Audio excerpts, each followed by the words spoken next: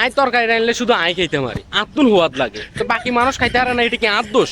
আয় কিচ্ছি হ্যাঁ, আয় তরকারি রানলে হয়তো একখানা অলিভ বেশি দেবো না একখানা মরিচের গুঁড়া দুগে বেশি দেবো, তো এটা কি আর দোষ? মরিচের গুঁড়া দুগে বেশি হলে একখানা হেড জ্বলে আর কি, তো এটা কি আর দোষ? আনের হেডে সহ্য হয় না, আর লবণ হয়তো একটু বেশি দেবে, এটা কি আর দোষ?